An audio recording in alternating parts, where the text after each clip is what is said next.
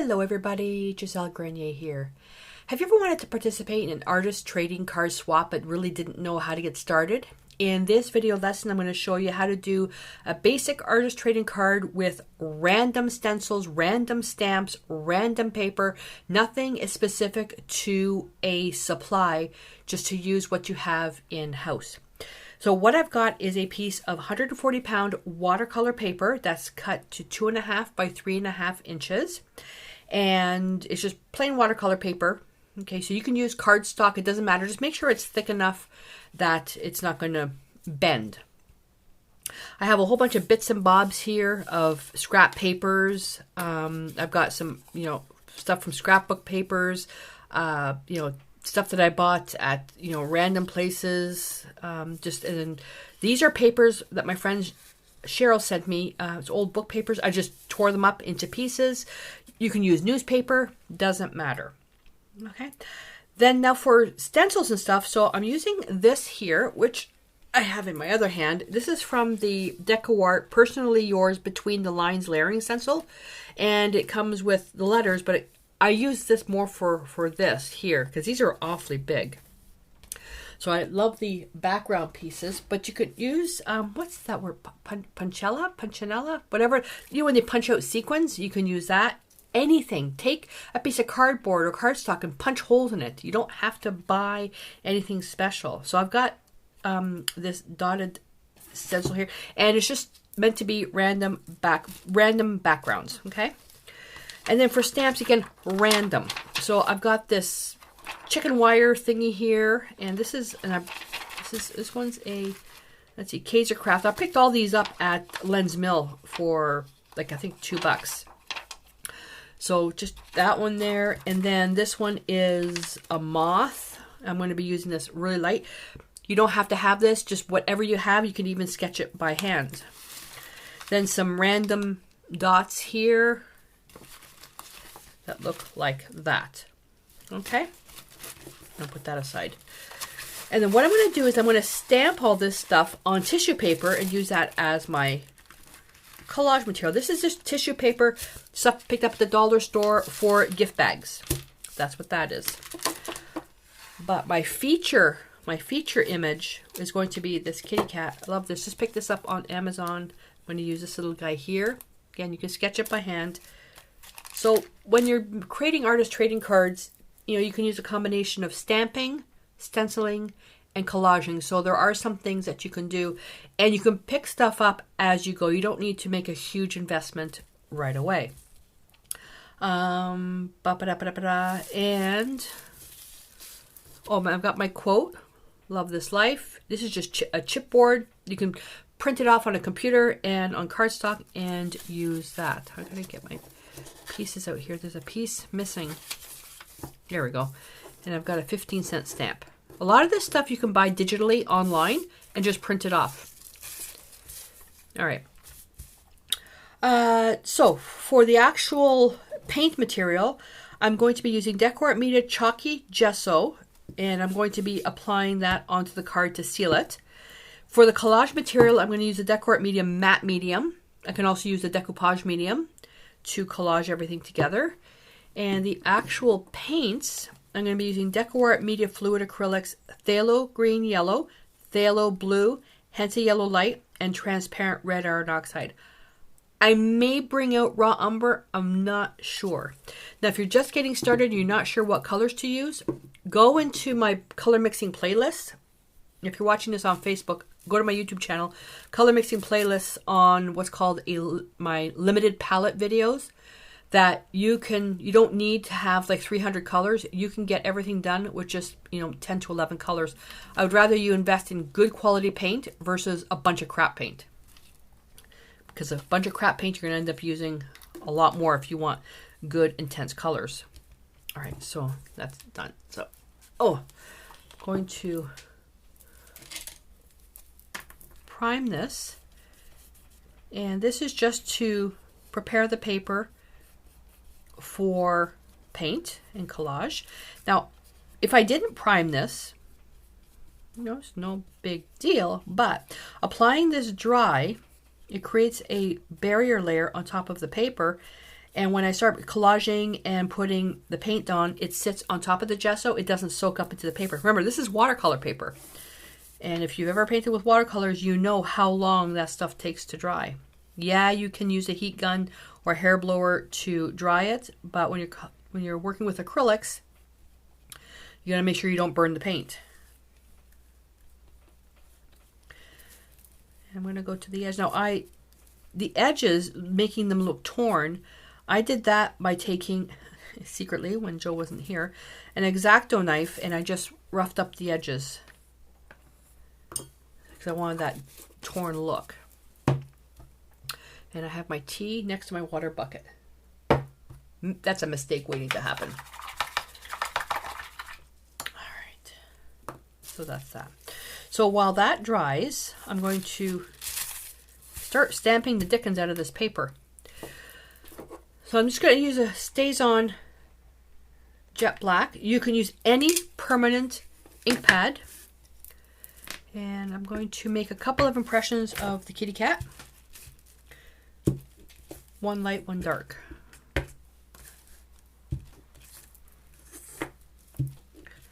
And I'm doing a bunch of different ones because I can also use it for other projects.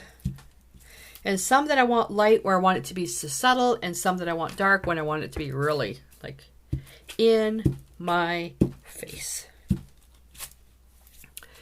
And I'm going to use, wasn't ready.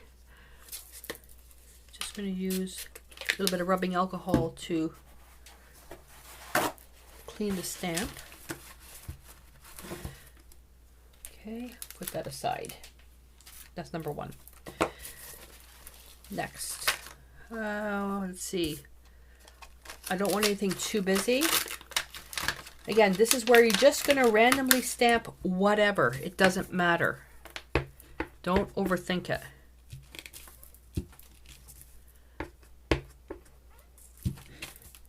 Don't overthink it. And when you're doing this, you can do these in batches, so you have a whole bunch prepared ahead of time. I found that doing them in batches, it does save time, but I found that I prefer doing them as I go because I can choose how I want to see the pieces. That's just me. That doesn't mean it's right, doesn't mean it's wrong.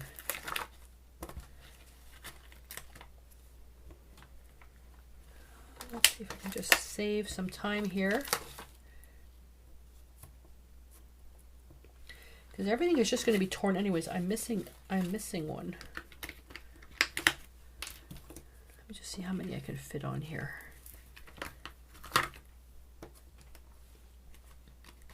Okay. And if you have gaps where you stamped, no worries. It's fine. Okay, clean that. And I'm just going to throw these on here. I'll arrange them after so I don't waste your time on camera. Oh, there it is. I found the one I was missing. That's okay. Put that aside. And the moth. I want to use this one here because it's light. And I need... Oh.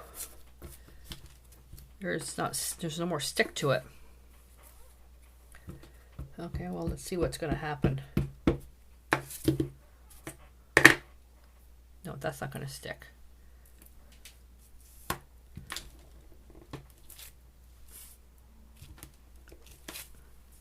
Okay. And I'm going to turn this because I want an edge to it. Oh, I just found another stamp. As the stamps get older, they do lose their stick.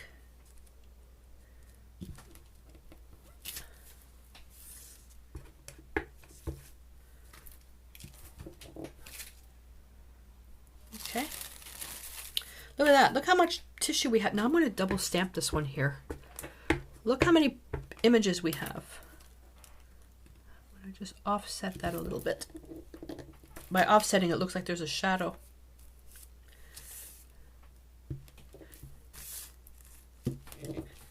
See, I'm not wasting any of it at all.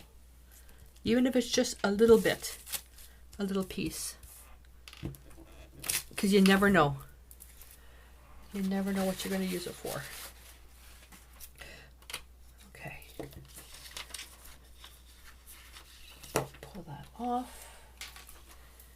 And, oh, the chicken wire. I didn't do the chicken wire. Do I need the chicken wire? I'm actually going to stamp this right on the card, because I want to see about the transparency. Okay, so let's pack this up. Okay, so I'm going to let that sit for a sec. Come here. That's a little damp still, so I'm going to get my heat gun and I'm going to dry this. Now, I'm using this on a small piece of a no-stick baking sheet. These are good up to, but depending on which ones you buy, they're good between 400 to 500 to 600 degrees. And although they may be rated for high heat, that doesn't necessarily mean your acrylics are. You should never be drying your acrylics at that high temperature. So what I do, especially if you're a beginner, I start out here, I leave my hand close, and as it gets too hot for my hand, I pull the heat gun up high, and then I get it close until it's at a comfortable temperature. So as long as my hand is fine, then I keep it at that level and always moving it.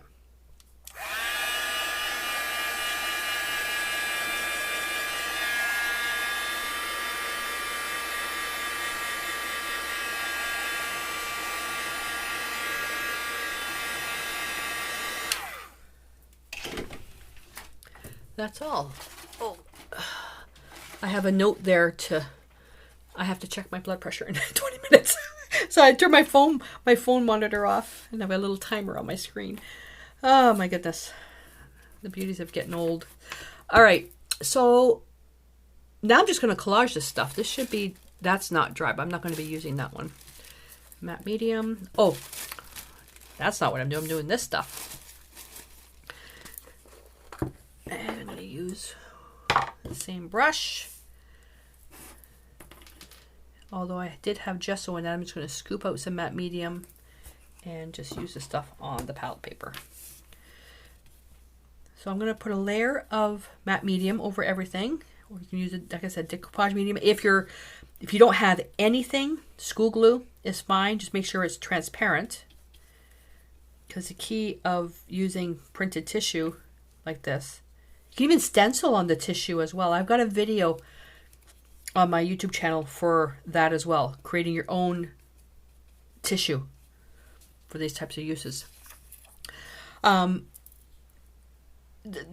key with using something that's a transparent medium is that when we collage the tissue is that it becomes translucent. So now all I'm going to do is just start putting stuff on there. And how you do it, it doesn't really matter. It's up to you how you want to align this stuff. I can trim this stuff down.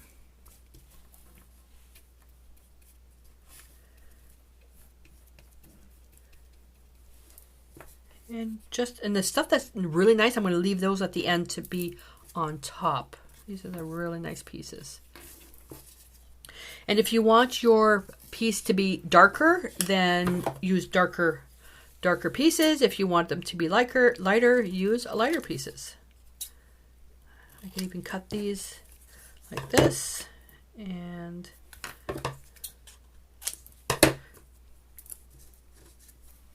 whoopsie, that was a dumb thing to do.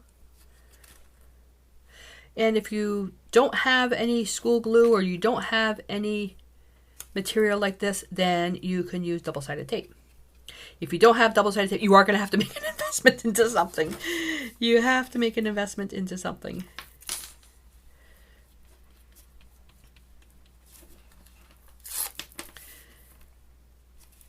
And what I'll be doing is I'll be trimming this at the end and then distressing the edges again. Let's use something with this music paper. But you notice that every time I put something down, I'm putting another layer of matte medium, even though there's matte medium on there.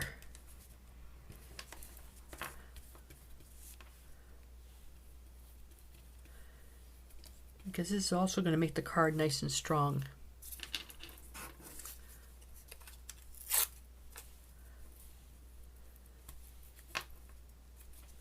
See, I like breaking things up.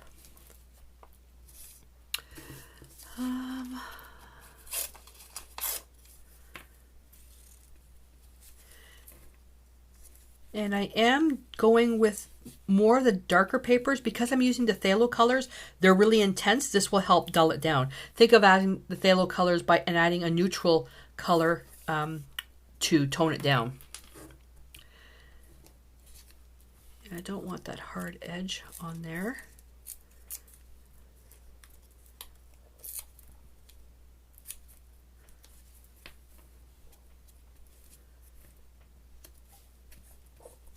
Oh, that's a stiff one. I probably should have tore that before.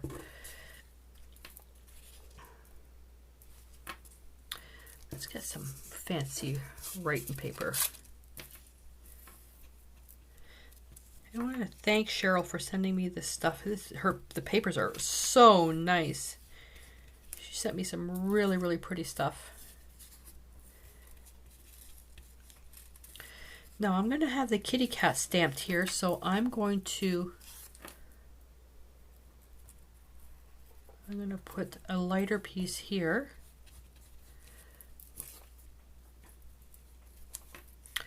Let's get some contrast. Yeah, there's no rhyme or reason for this. It's just basically whatever looks good for you. We're all going to create our pieces differently. The goal for this step is just to collage a whole bunch of stuff. And right now I know it doesn't look like much, but it will.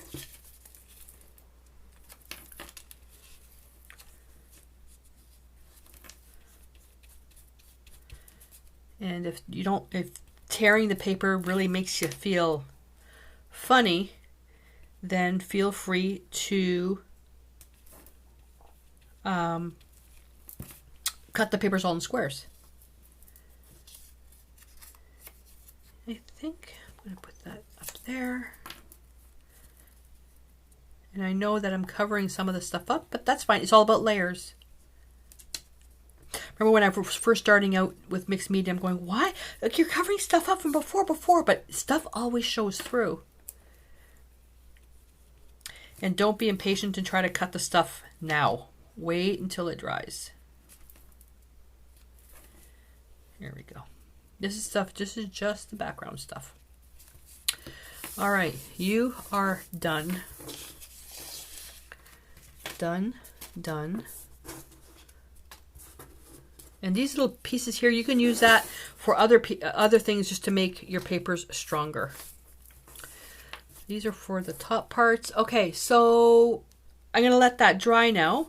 And this here, you can get it started by taking a hair blower or a heat gun to it just to get it going.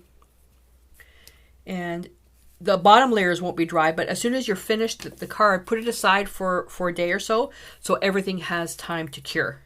Forgot to tell you, cosmetic sponge for this stenciling, and I'm going to use the gesso for this step. You don't need to have white paint. I'm going to load that well, and just to get a random pattern, take a look. You don't need to go over every single part of the stencil.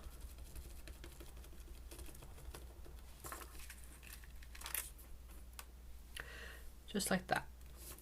If you find there's another area you want to make it a little bit lighter,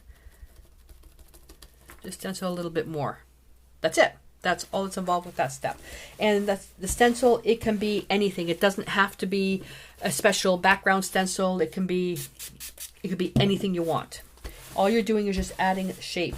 Like with mixed media, it's all about layering. Layers and layers and layers. Put that away. And wipe that. And that little sponge. No, I'm not going to need it because the next color I have to use is going to be the phthalo colors. And that after. Okay, we're done with the gesso. Now Okay, so I'm gonna dry that. Let's start painting. So while that's drying, so even that's too much paint. So that's the Decor Media Phthalo Green Yellow, Phthalo Blue. Now, ideally, if you have a whole bunch of cards that you want to make, you do it in batches. And the other thing too is if you're not sure what to do, just do a whole bunch of backgrounds like this. That way you can practice. Sometimes you'll find yourself saying, okay, what if I did this? Well, do it this way. Then on the other card, do it this way. Then on the other card, do it this way. And that way you'll have a series. You'll have a series of similar cards. And do I have a brush that I can use? Yeah. I'm going to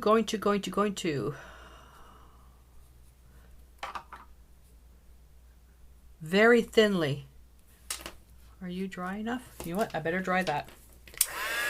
The last thing you want to do is have white go into your transparent colors.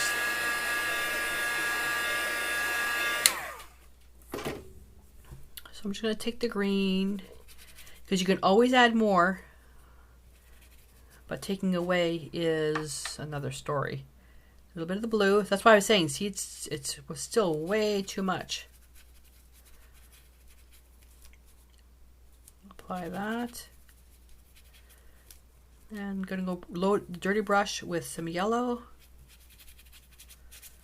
Now the quote's going to be here, so I'm going to take a little bit of the blue, a little bit of the green. Make it really washy. And kitty cat's going to go here. I'm going to put a bit more yellow here.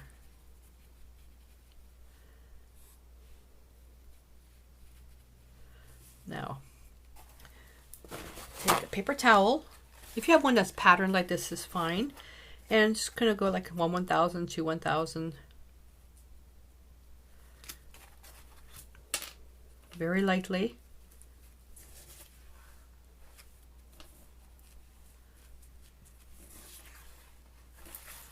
And these pieces here, you can cut these out and then glue those to other cards.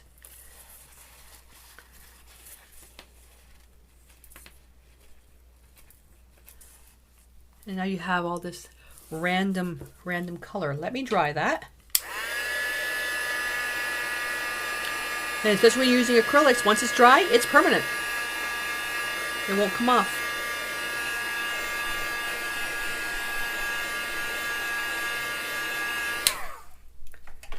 Voila. That's it. Okay, look at all the paint that's left over. All right, so now that we have that, let's do the tissue. But while I'm here, let me get this here. I want to do something up here that's a little bit blank up there. Almost like a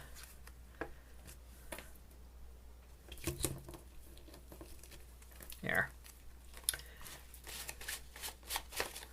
Done. That's all I wanted. Just some almost like a little border.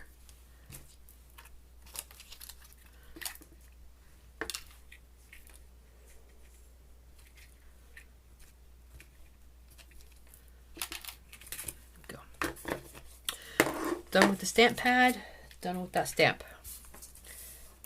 Quickly just dry this.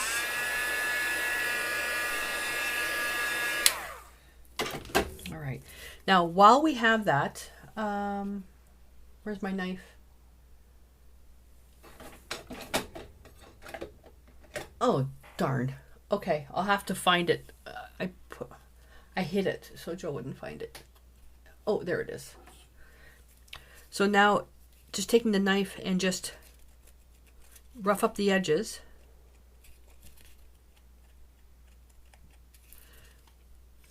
And this is optional. You don't have to do this. And I'm doing this now because the paper's still a little bit damp. So it makes it easier to rough up the edge. Because it'll make it a little bit more difficult when we have to finish the edges with paint. So nice and rough. Like I said, you don't have to do this. This is a personal preference. Hide that. All right.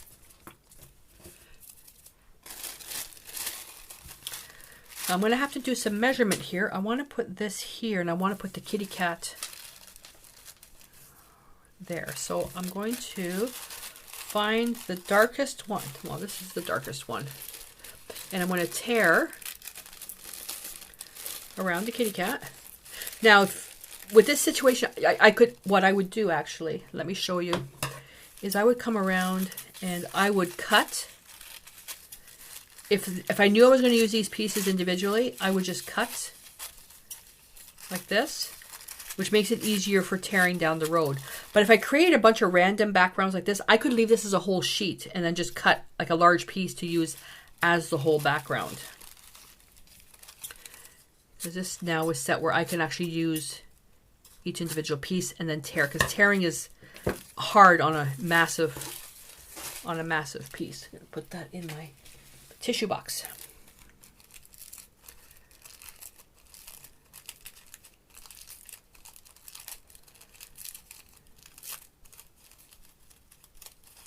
And I tore the paper. Doesn't matter. Almost cut his leg off. Doesn't matter. And the reason why I always tear, it's a habit I have to always tear, because sometimes I don't know if the tissue paper that I bought, if it's the same stuff, it may not be transparent. So I'm looking at doing that. Like that. All right, so I'm gonna put him right there. Where's my brush?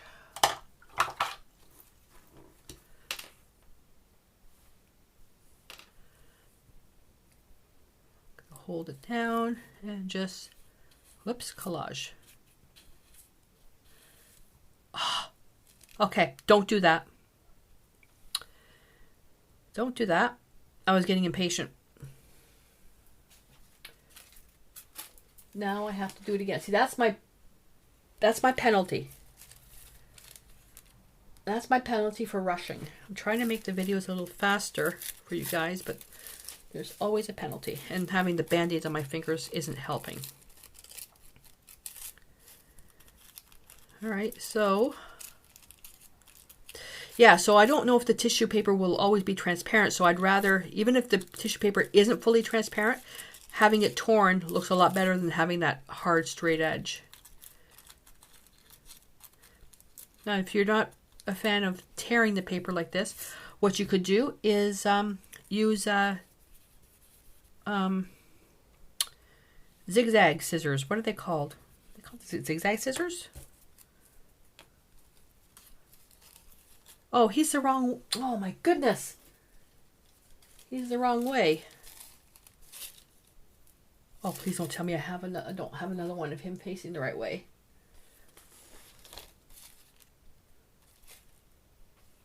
Or is he facing the wrong way? You know what? I'm just going to use it, because I don't have him facing the right way. Right there. Yeah, that's fine. I don't want him facing outwards because it looks like he's looking outside the card. But again, like I said, it doesn't matter. But now, look, see? It looks transparent. All right. Okay, so take your time. Take your time. Okay, now the other stuff. I'm going to take this butterfly. No, not that one. I want this one.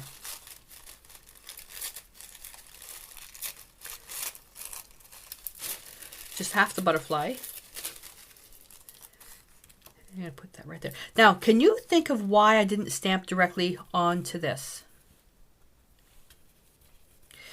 Because of the amount of collage material that a big stamp like that moth, it wouldn't lay flat.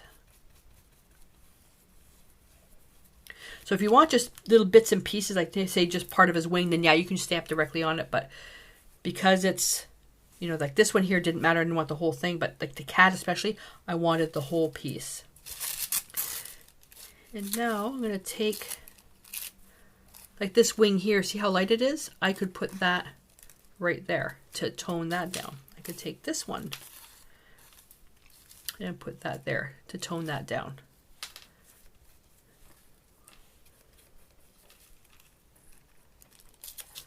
So I'm just going to tear some of the white paper. What that's going to do is you'll definitely be able to see a contrast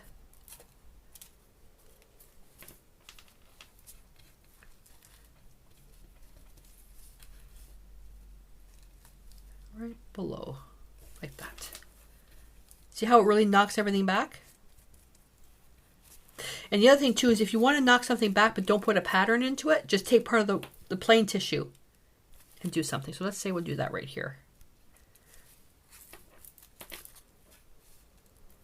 Like that. I'm putting something here, so that's why I'm doing this, to show you.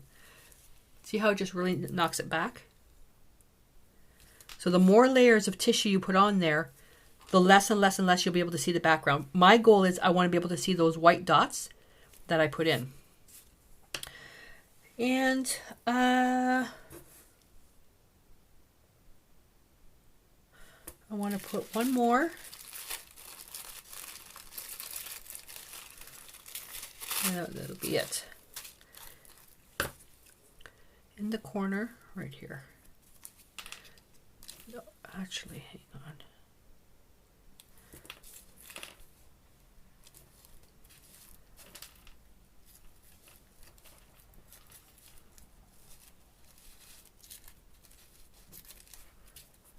There we go.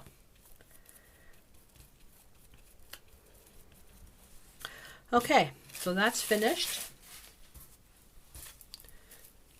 So what we did, we gessoed, collaged some papers, stenciled some random background, collaged and painted.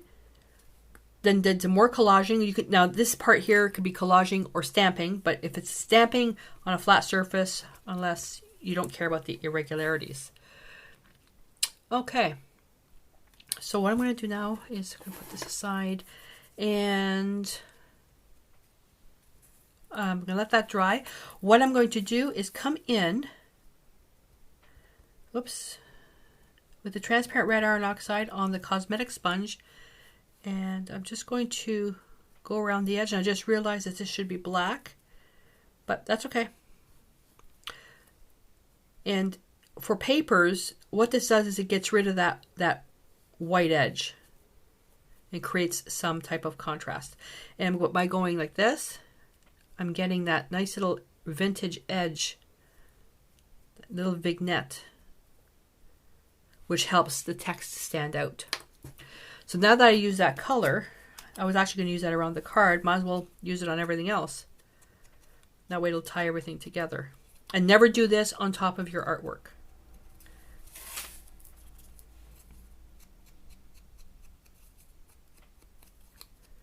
Okay, and this ticket. Actually, I don't think I'm going to need this now. You know what? I'm going to paint it any...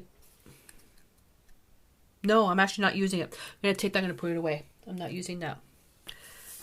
Not going to use that. Okay. Where are we now? We're actually done. Because this is matte medium, I can just go ahead and just collage this right now.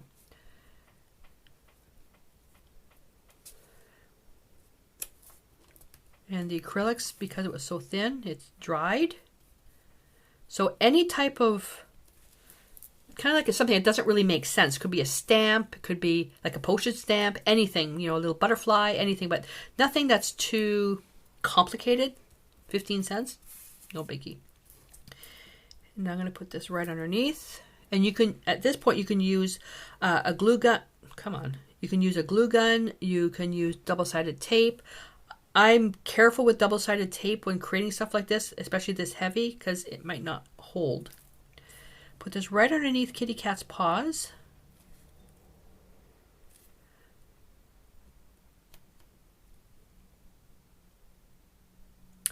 And I just realized what I could have done before doing this, I could have done the edges. Because now I have to wait for this to dry. Alright, so what I'm going to do, I'm going to put my little container on top of the quote. It'll hold it flat. And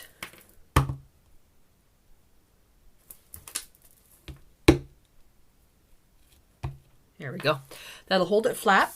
I'm going to give this probably about 15 minutes. I'm going to trim the edges, and then we'll finish the edge with the transparent red iron oxide, and then the piece is done. But I want to give you a couple of optional tips at the end.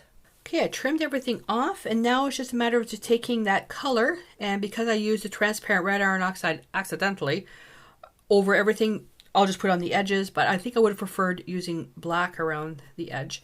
And this one here is just start light, and it's really going to enhance that look of torn paper.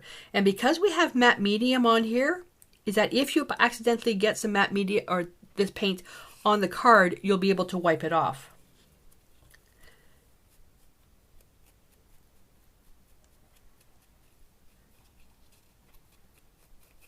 Now, some of the optional tips. At this point, you've put it together, and then let's say you wait a couple of days, and you're finding it kind of needs something, needs some whatever. You can always add a little bit of paint into a corner and drip it down a little bit. That's why I'm not a fan of using double-sided tape for that. I did in the beginning, but I prefer the actual wet media. Like you can put a little bit of paint here, spray it, and have it drip down. And because you've got matte medium on everything, it's going to work fine. You can always add maybe those dotted stencils I was using. Maybe I could dot maybe some darker blues. But just don't get so worried about it being perfect. Perfection doesn't exist. Perfection is just your inner critic having a good day.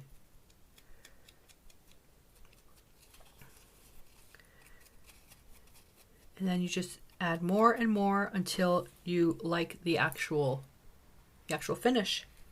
That's it. Done. Now, another optional tip is backing paper. So you can, now if you're doing an actual artist trading card for trading, you need to actually put information on the back. This isn't too bad. I would just paint this. I could take some of the leftover paint and just paint it. And then you need to put the date that you created it, your name, the name of the swap, any other pertinent detail. Usually the swap host will tell you what has to go onto the back. You can also glue.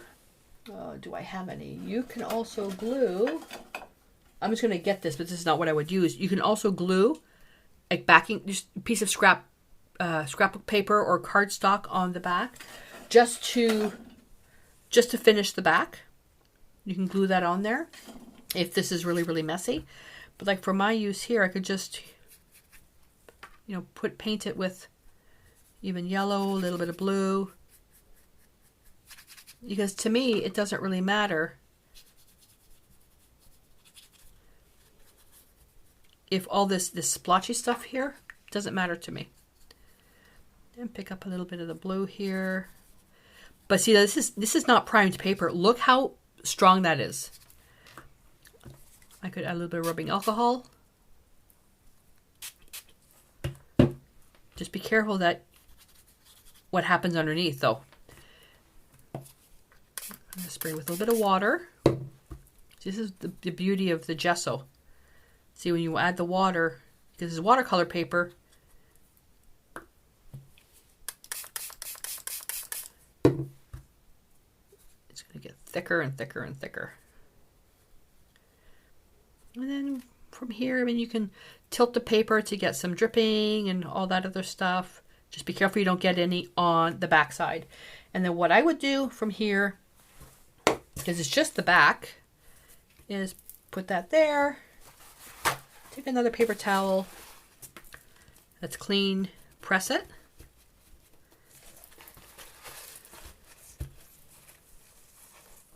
Now you have a stain. But see, that's where the actual paint was that I put on without adding water. See the difference? That's why I always love to gesso things first. And that's it, you guys. Done. Look how beautiful that is. What I would do now at this point is, you know, if you're going to do a swap, make the card and give yourself, you know, a week. Have the card done a week before you have to actually mail it. That way, if something does go wrong, you've got yourself some buffer. But this is ready, and I would let it sit for 2 days and then mail it, because I know I'm not going to make any changes to it. And all I'm doing really for the 2 days is letting everything dry and cure. And then it's ready to go. So let me know, you guys, especially the beginners, if you've never participated in the artist trading card swap, do a search on Google for ATC swaps and see what's available in your area. I used to participate in them a lot, and then I just got way too busy, and I had to take a break from it. But I would love to see cards that, you know, you've come up with, and, you know, let me know in the comments below if we should get together to do an artist trading card swap between people who comment in the post. That'd be kind of cool. Be interesting to see, you know, with the one, you know, we set up a theme and to see what everybody else creates and swap together. What's the cost? Your knowledge, some material, and a postage stamp. I trade art with you guys for the cost of that. All right? So until I see you in the next lesson, stay inspired.